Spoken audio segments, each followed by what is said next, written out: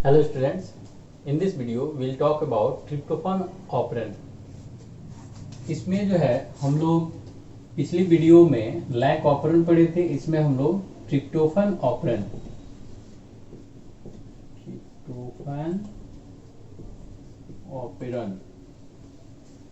ठीक है। Tryptophan operand जो है यह एक रिप्रेसिबल ऑपरेंड है, रिप्रेसिबल ऑपरेंड। आप लोगों को याद होगा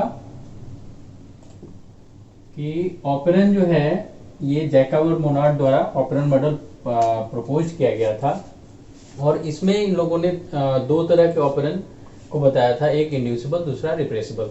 इंड्यूसिबल जो ऑपरेंड होता है वो जनरली स्विच्ड ऑफ मोड में होता है और रिप्रेसिबल ऑपरेंड जो है वो जनरली स्विच्ड ऑन मोड में रहता है। ठीक है, इसमें जो है यह रिप्रेसिबल है और रिमेन्स स्विच्ड ऑन, यानी यह हमेशा जो है चलता रहता है, ये कभी रुकता नहीं है। जरूरत पड़ने पर इसे रिप्रेस किया जाता है या बंद किया जाता है, इसीलिए इसको हम लोग रिप्रेसिबल ऑपरेंड के नाम से जानते हैं। जहां तक ट्रिप्टोफैन की बात है तो tryptophan is an important amino acid. यह जो है काफी इंपॉर्टेंट अमीनो एसिड है जिसकी जरूरत हमारे सेल को लगातार बनी रहती है और यही कारण है कि यह ऑपरेंड जो ट्रिप्टोफैन अमीनो एसिड के सिंथेसिस के लिए जरूरी एंजाइम का सिंथेसिस करता है वह ऑपरेंड लगातार चलता रहता है। अब जो है इसका मैकेनिज्म, इसका स्ट्रक्चर जो है हम लोग पहले देख लेते हैं। तो ये जो है, suppose that it is the DNA strand और segment of DNA that constitute the essential or all the coordinating genes responsible for tryptophan synthetase enzyme। तो इसमें जैसा कि सभी ऑपरेंड में पढ़ते हैं, एक प्रोमोटर होता है, फिर दूसरा जो होता है इसको हम लोग आई से डिनोट करते हैं, किसी किसी बुक में आपको आर से भी डिनोटेड मिल जाएगा। आई से इनहिबिटर प्रोटीन सिंपली कहते हैं या फिर आर लिखते हैं तो रेगुलेटरी जीन भी इसको कहते हैं, जो रेगुलेशन करता है कि यानी कब ऑपरेंड चालू रहेगा, कब ऑपरेंड बंद रहेगा। फिर इसके बाद जो है एक प्रोमोटर और होता है, दूसरा ऑपरेटर रीजन होता है। इसके बाद जो है इसमें 5 एंजाइम, यानी ट्रिप्टोफैन के सिंथेसिस के लिए 5 एंजाइम की जरूरत होती है जिनको सम्मिलित रूप से जो है सबको एक साथ ट्रिप्टोफैन सिंथेटेजेस करते हैं। तो इसके लिए जो जीन होते हैं ई, यानी ए बी सी डी को हम लोग जो है रिवर्स ऑर्डर में लिख देते हैं।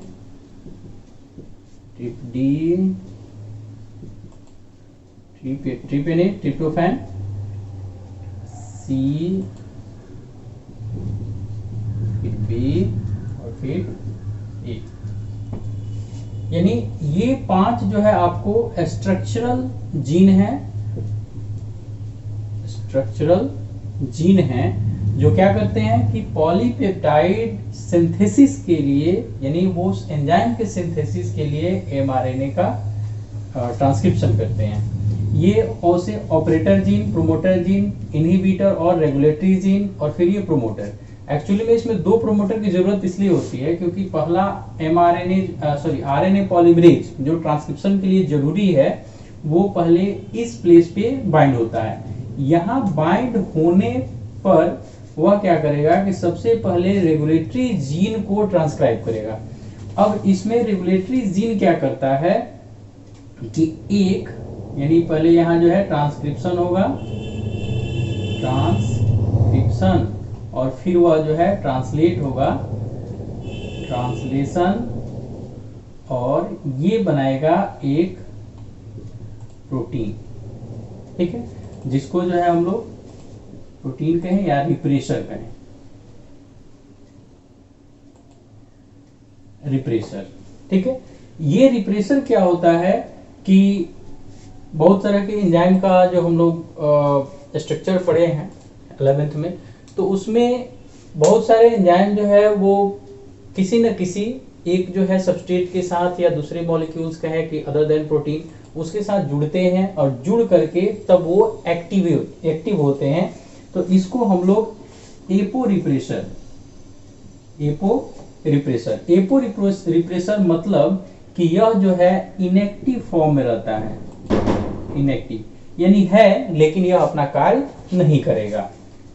ठीक है, अब क्या होगा कि एक और आरएनए पॉलीमरेज जो यहां बाइंड करता है और ये बाइंड करके और आगे जब यह ट्रांसक्रिप्शन स्टार्ट होता है तो आगे बढ़ता है। लैक ऑपरेंट में हम लोग देखे थे कि यहाँ क्या होता है कि जैसे रेगुलेटरी जीन जो जिस प्रोटीन या रिप्रेसर का सिंथेसिस करता है वो तुरंत जाकर क्या करता है, ऑपरेटर साइड से बाइंड कर जाता है, जिससे जो आरएनए पॉलीमरेज प्रोमोटर साइड से स्ट्रक्चरल जीन की तरफ आना चाहिए वो नहीं आ पाता है क्योंकि ये रास्ता जो है वो ब्लॉक होता है। इस केस में अलग होता है कि यहाँ जो है ये चूंकि बाइंड नहीं करता है क्योंकि इनएक्टिव होता है और इनएक्टिव होने की वजह से यह आरएनए पॉलीमरेज आसानी से इस स्ट्रक्चरल जीन को ट्रांसक्राइब कर देता है। तो यहाँ से जो है ये सभी एक जो है पॉलीसिस्टोनिक, यहाँ जो है मोनोसिस्टोनिक पॉलीसिस्टोनिक जो है हमने एक वीडियो में डिस्कस भी किया था। मोनोसिस्टोनिक मतलब कि that codes for only one polypeptide और पॉलीसिस्टोनिक मतलब that codes for more than one polypeptide, यानी एक से अधिक पॉलीपेप्टाइड के लिए कोड करता है, या वह एमआरएनए जो एक से अधिक पॉलीपेप्टाइड के लिए कोड कंटेन करता है उसको हम लोग पॉलीसिस्टोनिक एमआरएनए कहते हैं। तो यहाँ पर जो है चूंकि 5 पॉलीपेप्टाइड सिंथेसिस के लिए कोड करता है, ठीक है, तो ये होगा ट्रांसक्रिप्शन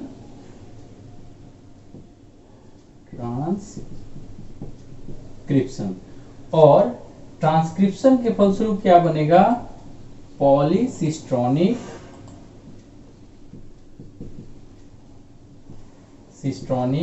एमआरएनए।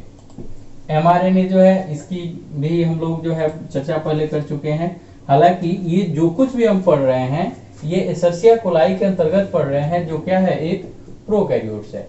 और प्रोकैरियोट्स में स्प्लाइसिंग नहीं होती है क्योंकि उसमें डायरेक्टली एमआरएनए बनता है, न कि एचएनआरएनए बनता है, यानी हेटेरोजेनस न्यूक्लियर आरएनए। ये यूकैरियोट में बनता है, फिर इसकी स्प्लाइसिंग होती है और तब जाकर के वो मैच्योर एमआरएनए में कन्वर्ट होता है। तो इस चीज को हम लोग ध्यान में रखेंगे कि ट्रांसक्रिप्शन होगा, ट्रांसक्रिप्शन होके पॉलीसिस्टोनिक एमआरएनए और फिर इसका होगा ट्रांसलेशन यानी राइबोसोम पे पॉलीपेप्टाइड का सिंथेसिस होगा और तब ये बनाएगा ट्रिप्टोफैन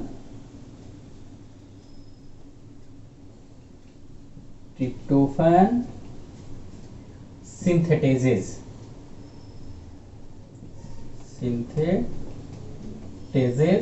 एंजाइम। ठीक है, एंजाइम कहें या ग्रुप ऑफ एंजाइम कहें। जब ट्रिप्टोफैन सिंथेटेज एंजाइम बन जाएंगे तो उसके बाद उस सेल में ट्रिप्टोफैन का सिंथेसिस होगा। ट्रिप्टोफैन अमीनो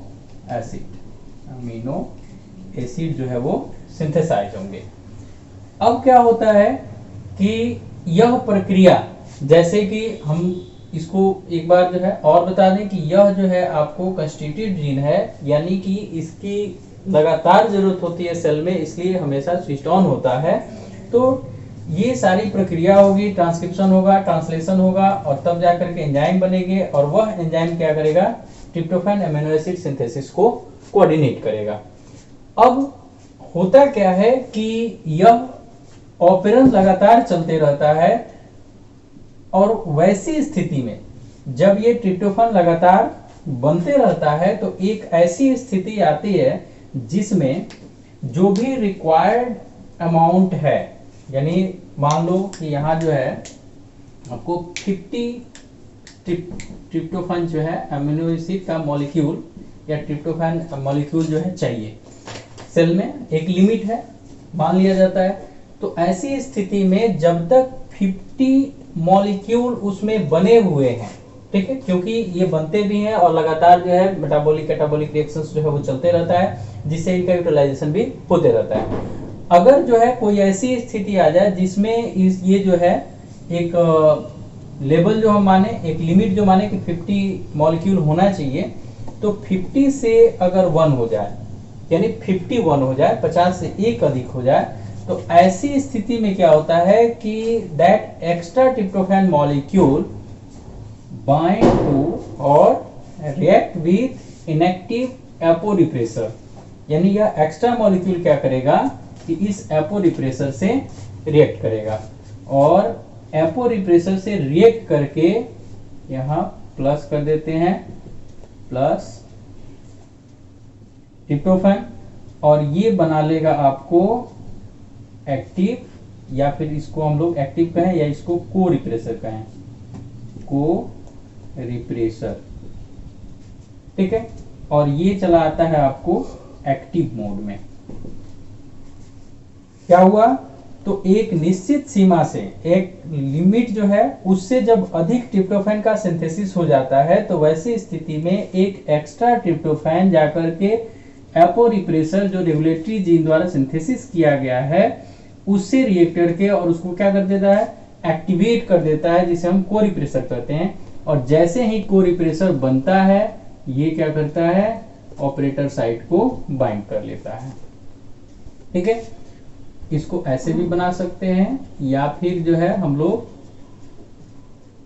जैसे बहुत सारे बुक्स में आप देखेंगे कि इसमें एक खांच जैसे बनाया रहता है, ऐसे ग्रुप जैसा, तो वह जो है ऐसे आकर के और इसको बाइंड कर लेगा, ठीक है। दोनों स्थितियां हम बना सकते हैं, ऐसे ही बना सकते हैं, या जैसे मैंने पहले बनाया था वैसे ही बना सकते हैं। तो जैसे ही एक्टिव हुआ, एक्टिवेट होकर के आकर ऑपरेटर साइट को बाइंड कर लेगा। अब ऑपरेटर साइट को जब बाइंड कर लेगा तो यह पॉलीमरेज आगे बढ़ पाएगा, नहीं बढ़ेगा, यानी रास्ता जो था वो ब्लॉक हो गया। अब रास्ता जब ब्लॉक हो गया तो इसका जो है ट्रांसक्रिप्शन, यानी आरएनए पॉलीमरेज की सहायता से एमआरएनए का जो ट्रांसक्रिप्शन होना था वह ट्रांसक्रिप्शन रुक जाएगा। जब ट्रांसक्रिप्शन रुकेगा तो फिर ट्रांसलेशन रुकेगा, ट्रांसलेशन रुकेगा तो एंजाइम का सिंथेसिस रुकेगा, एंजाइम का सिंथेसिस रुकेगा तो फिर ट्रिप्टोफैन का सिंथेसिस भी रुक जाएगा। यानी इस तरह से यह ऑपरेशन जो है वो बंद हो जाता है, और तब इस स्टेट को हम लोग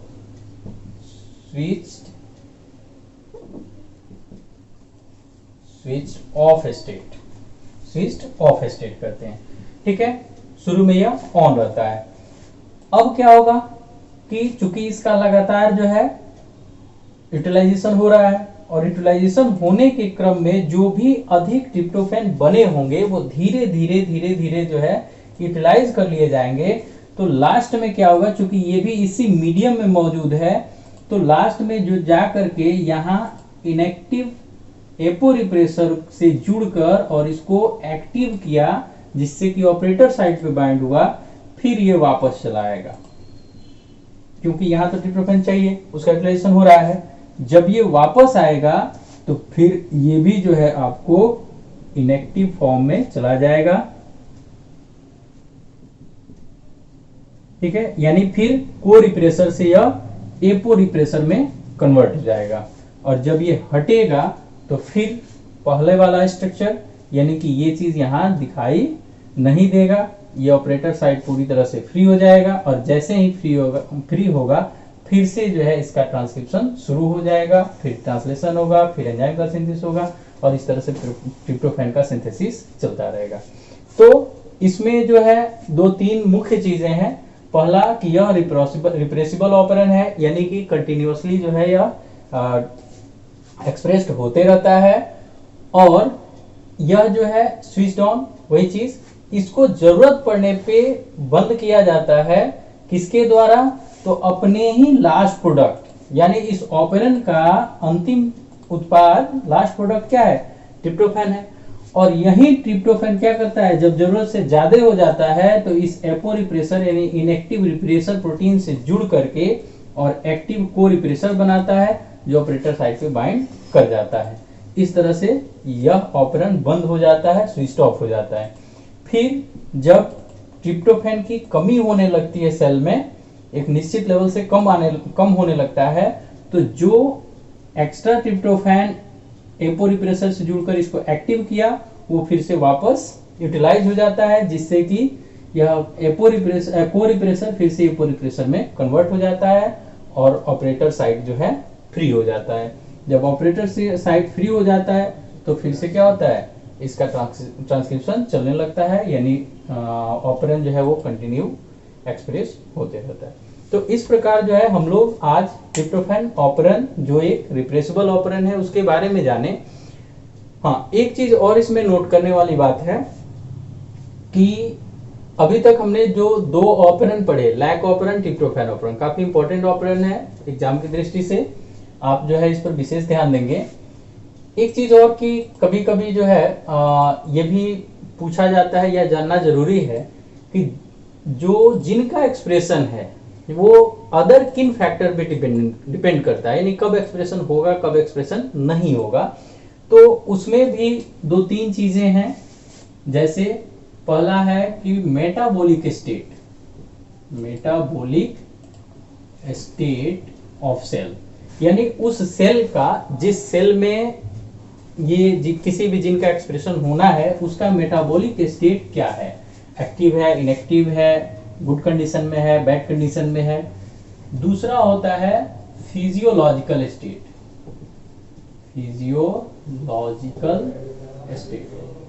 यानी फिजियोलॉजिकली सेल जो है शेप, साइज और केमिकल सिंथेसिस में वो किस प्रकार से परफॉर्म कर रहा है वो। और इसके अलावा इन्वायरमेंटल कंडीशन,